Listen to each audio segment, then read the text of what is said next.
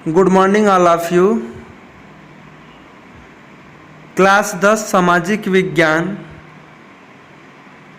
इसके अंतर्गत हम लोग लोकतांत्रिक राजनीति 2 अध्याय 1 सत्ता की साझेदारी का अध्ययन करेंगे। और इस वीडियो में जो प्रथम अध्याय है सत्ता की साझेदारी, तो हम लोग अभ्यास प्रश्न के बारे में बात करेंगे। ठीक है, तो इस वीडियो में जितने भी अभ्यास प्रश्न अभ्यास पुस्तिका से संबंधित उसकी चर्चा करेंगे। वीडियो थोड़ा सा लंबा होगा लेकिन देखिएगा पूरा, क्योंकि बहुत ही इम्पोर्टेंट प्रश्न है, अब मिस नहीं करना है। ठीक है, चलिए हम लोग प्रश्न की तरफ बढ़ते हैं। आपका पहला प्रश्न है, आधुनिक लोकतांत्रिक व्यवस्थाओं में सत्ता की साझेदारी के अलग अलग तरीके क्या हैं? इनमें से प्रत्येक का एक उदाहरण भी दें। ठीक है, तो इसमें लिख लीजिएगा, आधुनिक लोकतांत्रिक व्यवस्थाओं में सत्ता की साझेदारी के अनेक रूप हो सकते हैं जो निम्नलिखित हैं। ठीक है, तो पहला हेडिंग बना लीजिएगा, शासन में विभिन्न अंगों के बीच बंटवारा। ठीक है, शासन के विभिन्न अंगों के बीच बंटवारा हेडिंग करने के बाद लिखिएगा, शासन के विभिन्न अंग जैसे विधायिका, कार्यपालिका और न्यायपालिका के बीच सत्ता का बंटवारा रहता है। इसमें सरकार के विभिन्न अंग एक ही स्तर पर रहकर अपनी अपनी शक्ति का उपयोग करते हैं। इसमें कोई भी एक अंग सत्ता का असीमित प्रयोग नहीं करता। हर अंग दूसरों पर अंकुश रखता है, अंकुश में शिकायत करता है। ठीक है, इससे विभिन्न संस्थाओं के बीच सत्ता का संतुलन बना रहता है। इसके सबसे अच्छे उदाहरण अमेरिका व भारत हैं। यहाँ विधायिका कानून बनाती हैं, कार्यपालिका कानून को लागू करती हैं तथा न्यायपालिका न्याय करती हैं। ठीक है, अमेरिका व भारत हैं इसके उदाहरण। आगे है, भारत में कार्यपालिका संसद के प्रति उत्तरदायी है। कार्यपालिका की नियुक्ति कार्यपालिका करती है। न्यायपालिका कार्यपालिका और विधायिका के कानूनों की जांच करके उन पर नियंत्रण करती है। आगे है दूसरा पॉइंट, सरकार के विभिन्न स्तरों में बंटवारा। तो इसे आप लोग लिखने के बाद हेडिंग डैश करके लिखिए, पूरे देश के लिए एक सरकार होती है। देश कोई भी हो, भारत देश हो या फिर अमेरिका हो, कोई भी देश हो, तो वहाँ पे क्या है, सरकार एक होती है। तो ध्यान से सुनिएगा, पूरे देश के लिए एक सरकार होती है जिसे केंद्र या संघ सरकार कहते हैं। फिर प्रांत या क्षेत्रीय स्तर पर अलग अलग सरकारें बनती हैं जिन्हें अलग अलग नामों से पुकारा जाता है। भारत में इन्हें राज्य सरकार कहते हैं। इस सत्ता में बंटवारे वाले देशों में संविधान में इस बात का स्पष्ट उल्लेख होता है कि केंद्र और राज्य सरकारों के बीच सत्ता का बंटवारा किस तरह होगा। सत्ता के ऐसे बंटवारे को ऊर्ध्वाधर वितरण कहा जाता है। भारत में केंद्र और राज्य स्तर के अतिरिक्त स्थानीय सरकारें भी काम करती हैं। इनके बीच सत्ता के बंटवारे के विषय में संविधान में स्पष्ट रूप से लिखा गया है कि जिससे विभिन्न सरकारों के बीच शक्तियों को लेकर कोई तनाव न हो। तीसरा पॉइंट, विभिन्न सामाजिक समूहों के बीच सत्ता का बंटवारा। इसमें लिखिएगा, कुछ देशों के संविधान में इस बात का प्रावधान है कि सामाजिक रूप से कमजोर समुदाय और महिलाओं को विधायिका और प्रशासन में हिस्सेदारी दी जाए ताकि लोग स्वयं को शासन से अलग न समझने लगे। अल्पसंख्यक समुदायों को भी इसी तरीके से सत्ता में उचित हिस्सेदारी दी जाती है। बेल्जियम में सामुदायिक सरकार इस व्यवस्था का अच्छा उदाहरण है। ठीक है, चौथा और लास्ट पॉइंट है, इसे भी आप लोग लिख लीजिएगा। चौथा पॉइंट है कि राजनीतिक दलों व दबाव समूहों द्वारा सत्ता का बंटवारा। ठीक है, तो इसमें लिखिएगा, लोकतांत्रिक व्यवस्था में सत्ता बारी बारी से अलग अलग विचारधारा और सामाजिक समूहों वाली पार्टियों के हाथ आती जाती रहती हैं। लोकतंत्र में हम व्यापारी, उद्योगपति, किसान और औद्योगिक मजदूर जैसे कई संगठित हित समूहों को भी सक्रिय देखते हैं।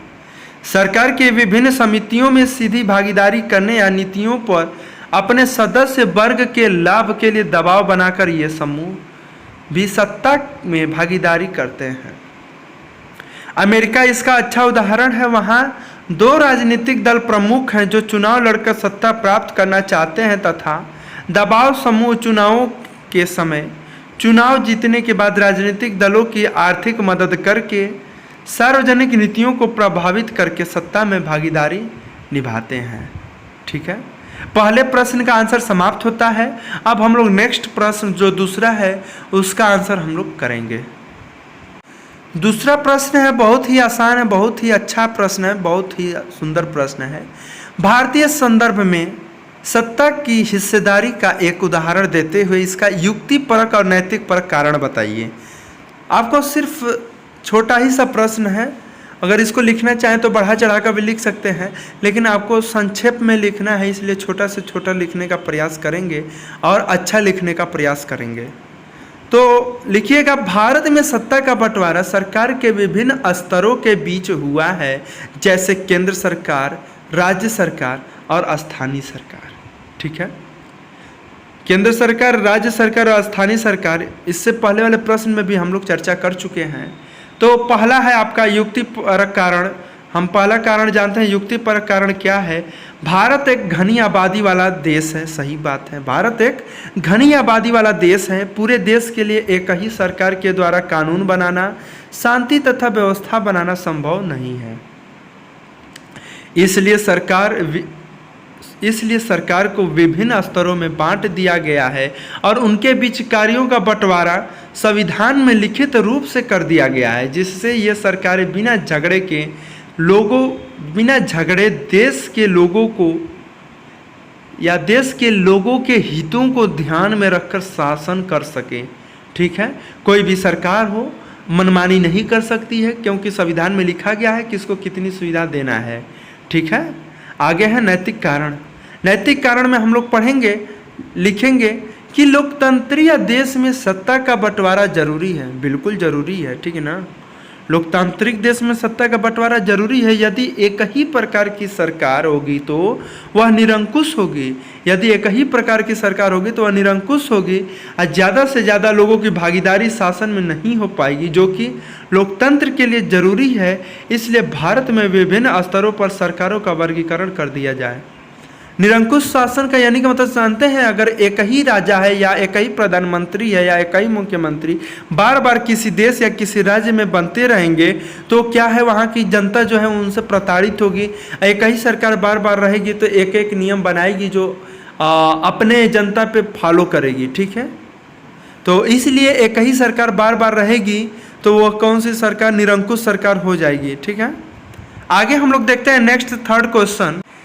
तीसरा प्रश्न बहुत सुंदर। इस अध्याय को पढ़ने के बाद 3 छात्रों ने अलग अलग निष्कर्ष निकाले।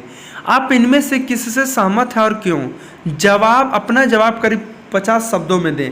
देखिए यह प्रश्न है, आप अपनी किताब में पढ़ लीजिएगा, या आप ये समझिए कि जो थम्मन है किसी वैज्ञानिक का नाम नहीं है, एक स्टूडेंट का नाम है। तो जो थम्मन है, चलिए हम ही रीड कर लेते हैं। जिन समाजों में क्षेत्रीय, भाषाई और जातीय आधार पर विभाजन हो, सिर्फ वही सत्ता का साझेदारी जरूरी है। मथाई जी ने बोला, सत्ता की साझेदारी सिर्फ ऐसे देशों के लिए उपयुक्त है जहां क्षेत्रीय विभाजन मौजूद होते हैं। औसेफ जी लिखे हैं, हर समाज में सत्ता की साझेदारी की जरूरत होती है, भले ही वह छोटा हो या उसमें सामाजिक विभाजन न हो। यह प्रश्न आपसे भी पूछा जा सकता है। ठीक है, यह प्रश्न आपसे भी पूछा जा सकता है। आप भी अलग अलग जवाब देते हैं तो लास्ट में जो निष्कर्ष निकलता है वही चर्चा किया जाता है।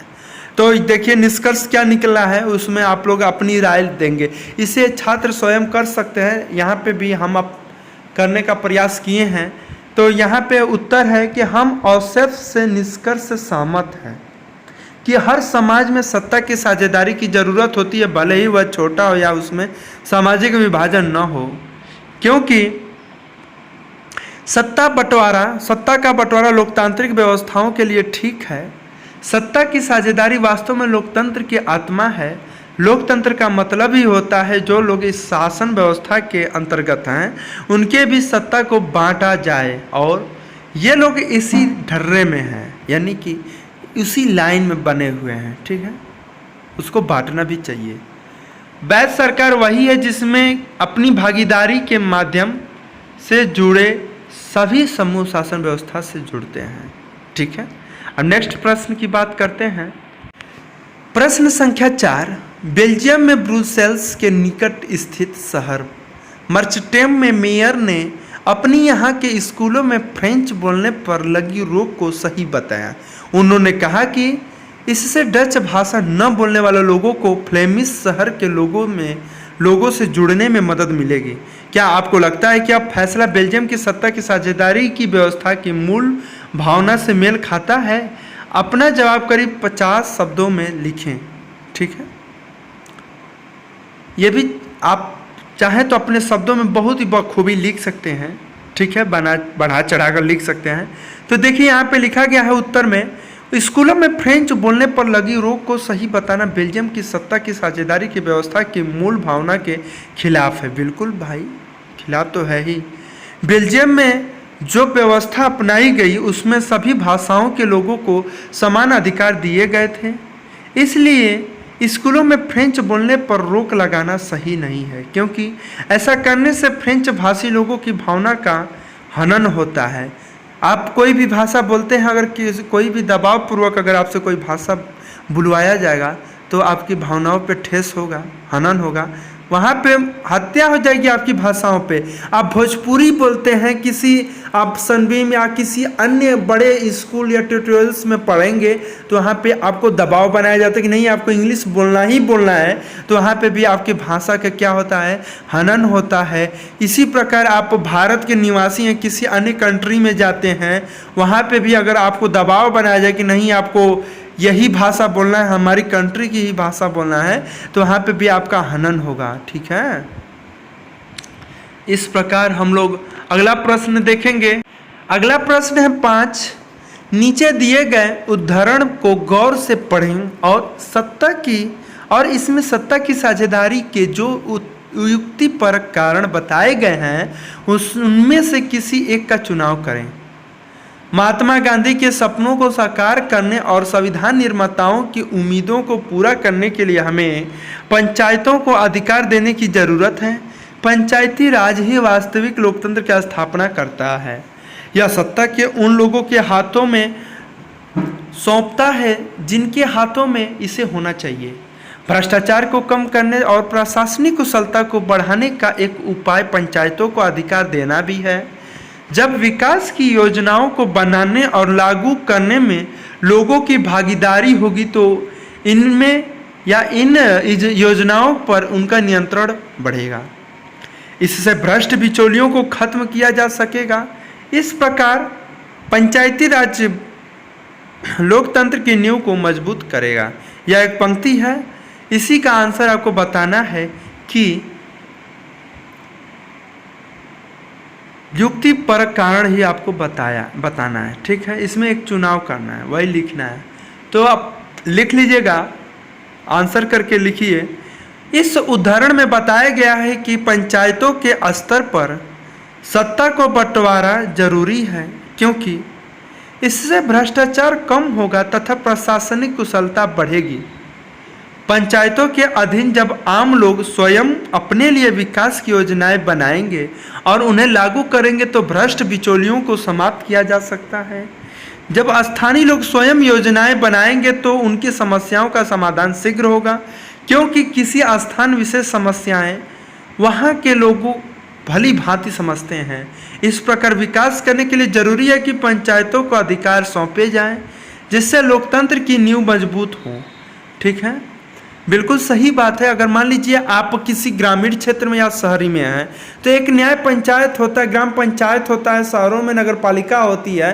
तो नगर पालिका में जितने भी ज़रूरत वाली चीज़ें हैं अगर आप चेयरमैन को बताएंगे नगर पालिका में, अगर आप शहरी में हैं तो, ग्रामीण है तो आप ग्राम प्रधान को बताएंगे तो वह आपकी ज़रूरत वाली चीज़ें जो हैं आप सरकार से मुहैया कराती है, उपलब्ध कराती हैं। ठीक है, तो इससे क्या होता है, लोकतंत्र की नींव मजबूत होती है। लोकतंत्र में होता ही है लोगों का शासन।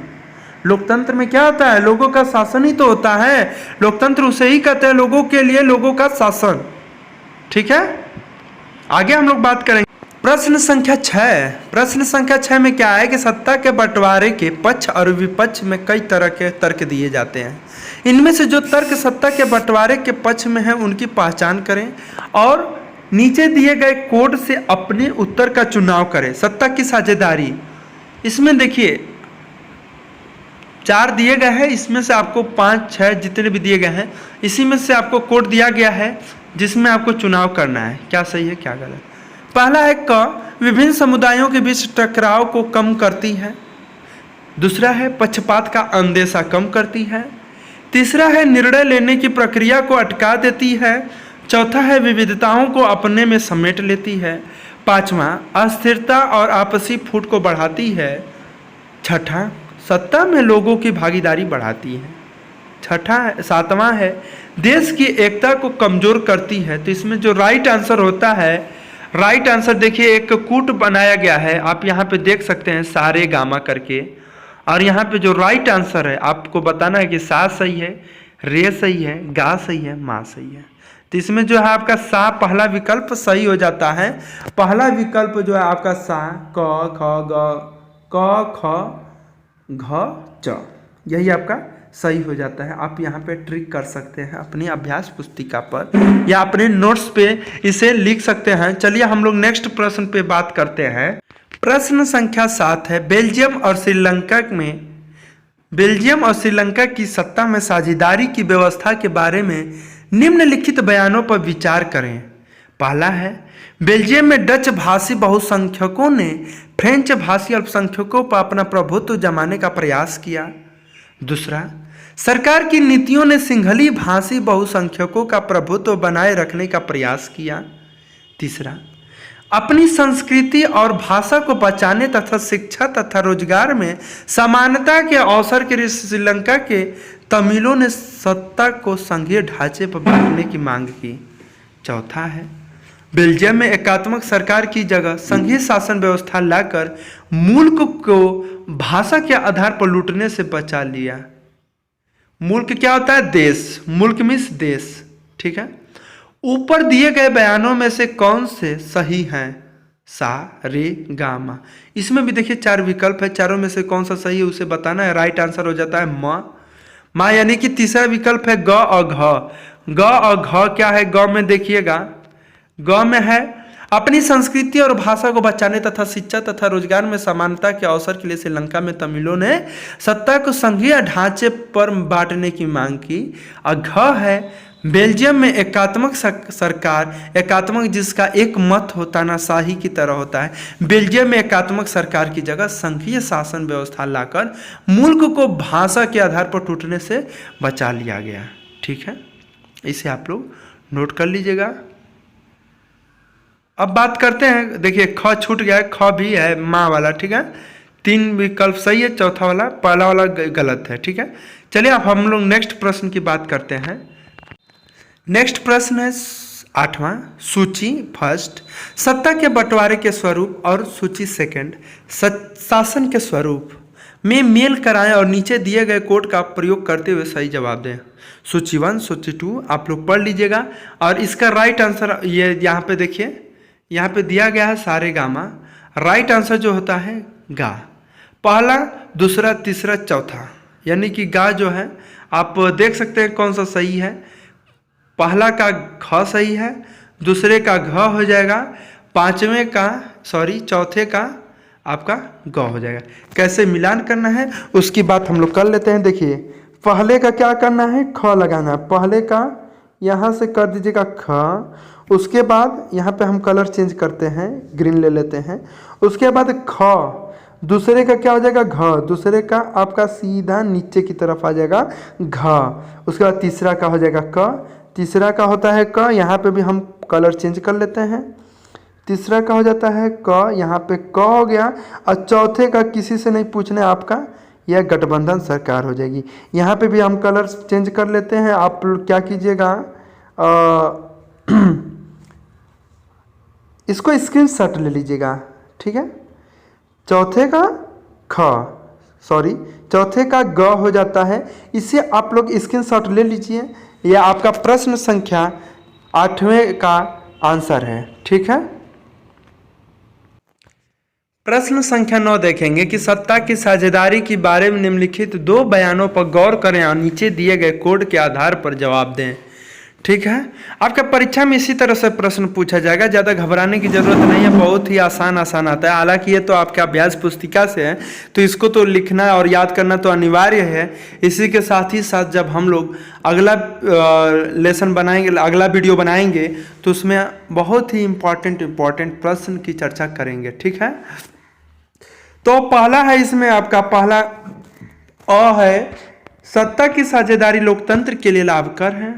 दूसरा, इससे सामाजिक समूहों में टकराव का अंदेशा घटता है।